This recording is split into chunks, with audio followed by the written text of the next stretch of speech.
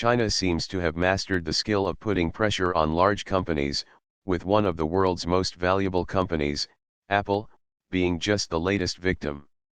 Last week, a judge at the Beijing Patent Court ruled that Apple's iPhone 6 family of smartphones is violating the intellectual property rights of a Chinese company called Shenzhen Bailey Marketing Services. It's a curious outcome for the technology giant from Cupertino, because the Chinese company is so small, it doesn't even have a website. Nobody is answering the phone number listed in the court papers. And when journalists from the Wall Street Journal decided to dig deeper and go to the company's official address, it turned out that there were no offices, and that nobody had ever heard of the company either.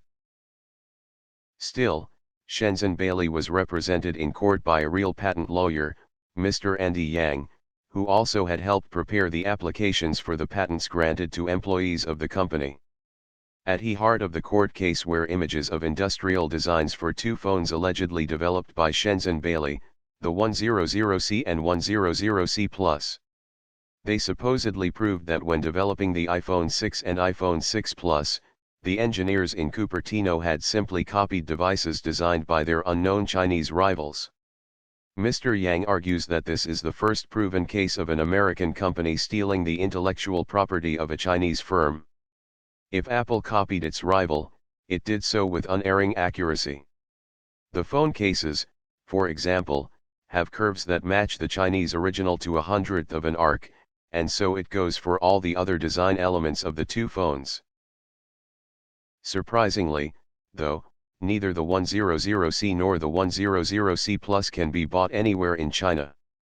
They cannot be had in any store, and no reputable website has ever published a picture of either phone. Some retailers have stepped forward, testifying that they have sold plenty of Shenzhen Bailey phones, but none of them has been able to show journalists any. When challenged, these shopkeepers claim that all their stock has sold out. It's a rather intriguing situation, not least as Shenzhen Bailey's patent was issued by the Chinese Patent Office 4 months before Apple received its own patent from the U.S. Patent Office. The Chinese court's verdict also is highly dubious, because it prohibits the sale of iPhone 6 and iPhone 6 Plus models only in Beijing, and not the whole of China. No explanation has been given why these patents might have been infringed only in the Chinese capital.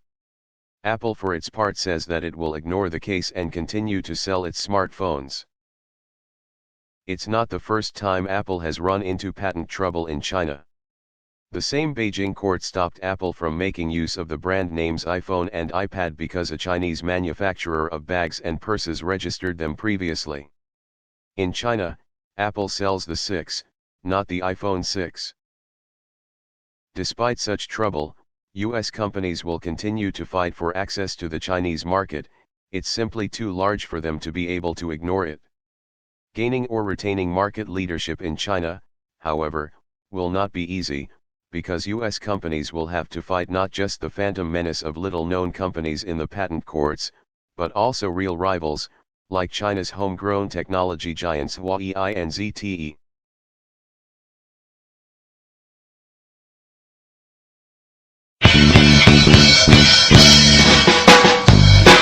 Sa balay, lagi standby, wala buhat sa tagan.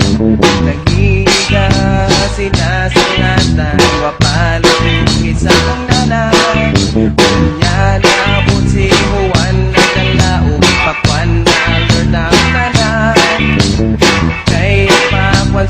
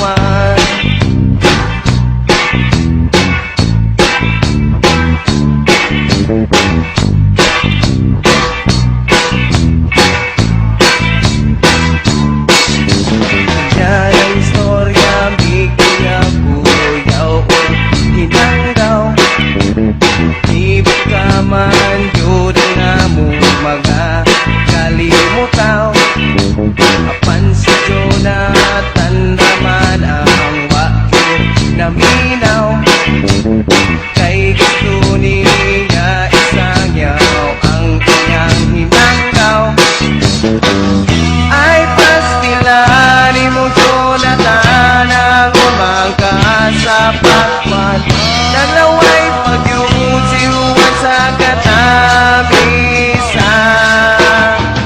Ay pastilan mo Jonathan ang umangka sa pakwan Dalaway pagyusiwan sa katamisan Pakwan umuuwas Samot kalamiya Pakwan samot na kung mataliksikan Pakitan Yudaliso sa puwang pakwan Puwang pakwan umuuwas Samot kalamiya Pakwan samot na kung mataliksikan Pakitan Yudaliso sa puwang pakwan Puwang pakwan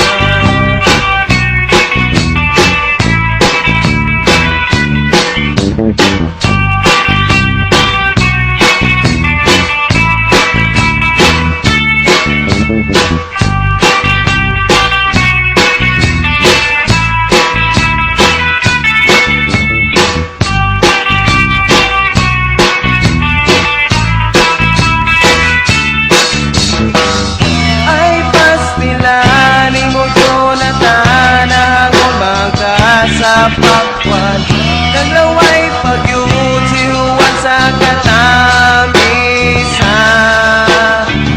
Ay pastilaning mo Jonathan ang umangka sa pakwan Dalaway pagyusiwan sa katamisan Pakwan kung muuwan, samot kalamihan Pakwan samot na kung matalik Sikan makitan Yudaliso sa puwang pakwan Puwang pakwan